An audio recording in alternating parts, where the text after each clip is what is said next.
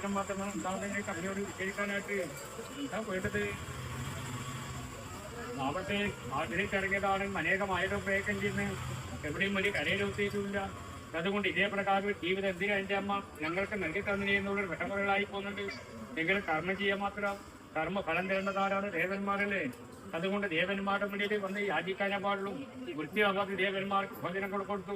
വൃത്തിയോടുകൂടി ദേവീദേവന്മാർ കൃത്യയോടുകൂടി എഴുതിച്ചാൽ മാത്രമേ അതിന് തൽഗുണമാണ് നിങ്ങൾക്ക് തിരിച്ചു കിട്ടേണ്ടത്. അതുകൊണ്ട് എവിടെ കിടക്കുന്ന നാളുകളിൽ മാതാവിനെ നല്ലവണ്ണം മനസ്സുകൊണ്ട് പ്രാർത്ഥന ചെയ്യുക. ഐശ്വര്യം പുരാ അഭിമാനത്തെ പറയിച്ചു പോരുവാനായിട്ട് ഒരു ദോഷ പരിഹാര ക്രിയകളൊന്നും ചെയ്യണം. സത്യദോഷം കേൾക്കണം. എവിടെയാണ് വഹിക്കുന്ന എവിടെയാണ് ആവട്ടെ ദുർഗാക്ഷേത്രത്തിൽ സപ്തപ്രകാരം പൂജാതി കർമ്മം ചെയ്ത് പോവാം. കർമ്മം ചെയ്തതിന് ശേഷം എന്താ അവിടെ നിവേദ്യം വാങ്ങി അനുഭവിക്കണം. അതിന് നിവേദ്യം അനുഭവിക്കണം അവരും.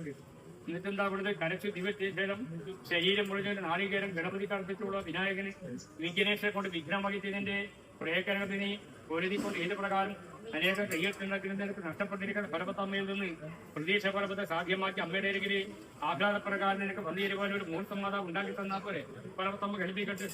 ഗുണം